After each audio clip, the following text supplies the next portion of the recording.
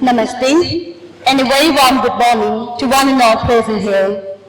Most respected Srimad Swami Sahitananda Maharaji, Vice President Ramakrishna Ma, most respected Swami Vedasananda Ji Maharaj, Secretary Ramakrishna Mission, Hospital Itanagar, my humble pranams to all the Reverend Maharajis who have come from various institutions of Ramakrishna Mission, teaching faculties of Ramakrishna Mission School, Narottam Nagar, different distinguished guests present here, and the teaching squad coming from Government High Secondary School, Deomali, Vamcharaj Kumar Government College, Deomali, and Ramakrishna Mission Seda School, Khonsa, and my dear beloved young minds. Today, I feel deeply honored to speak before this gathering of energetic and dynamic youth to speak on a topic that holds the key of the future of our country, that is, the role of youth in nation building. And I'd like to convey my heartiest thanks to the organizing committee for giving this opportunity.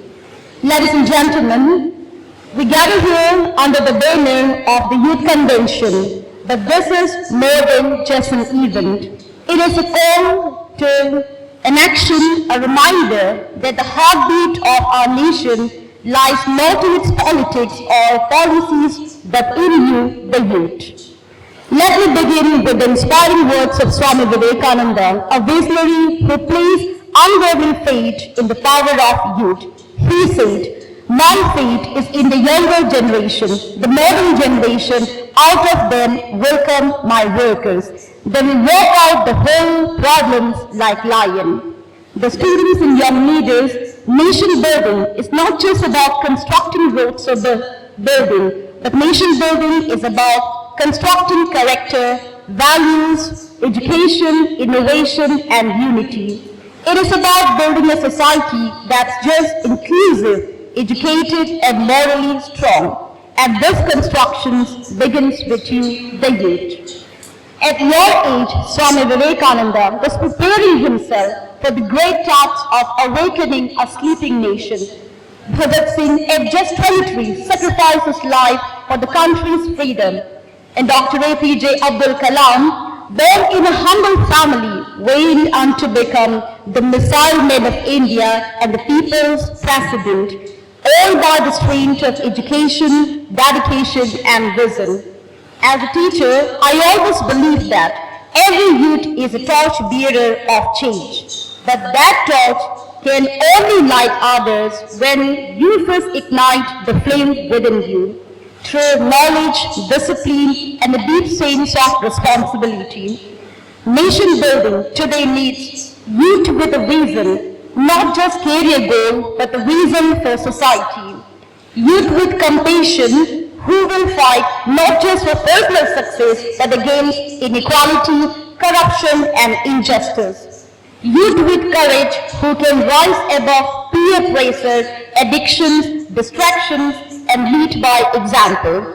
As Mahatma Gandhi rightly said, be the change that you wish to see in the world. The power of youth lies not in rebellion, but in purposeful rebellion against ignorance, against poverty, against backwardness. And this rebellion must be guided by education, values, and unity. Respect every language, culture, and religion, and always put India first. Today, India does not just need software engineers and IAS officers. It needs ethical leaders, social reformers, clean politicians, honest journalists, and a caring citizen. And you can be all of this. To quote of Dr. Kalam again, dream, dream, dream. Dreams transform into thoughts, and thoughts result in action. Dreams are not what you see in sleep. A dream is something that does not let you sleep. So dare to dream, but also prepare to act.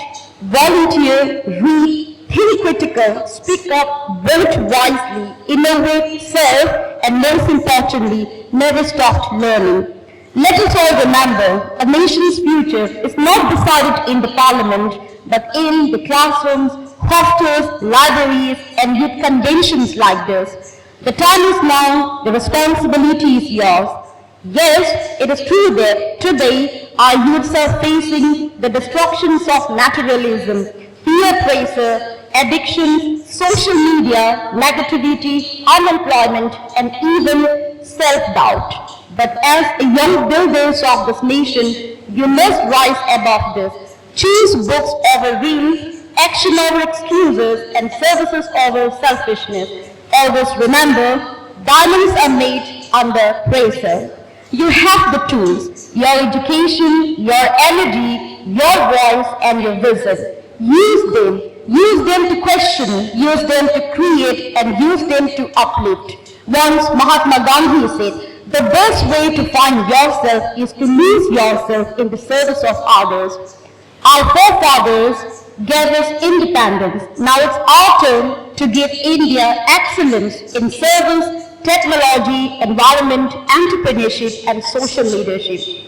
Let's not wait for change. Let's be the change. So dear students, arise, the soul of India call out to you. Once again, in the words of Swami Vivekananda, arise, awake and stop, not till the goal is reached. So let us arise, not just for ourselves, but for Bharat Mata. You dreams, through your eyes, speak through your voice, and walk through your states. Let your life be your message. Let your dreams shape the destiny of this great nation, and let directions make Bharat proud. With this hope in my heart and belief in your potential, I conclude my speech here. Thank you so much, everyone. Jai Hind, Vande Mataram.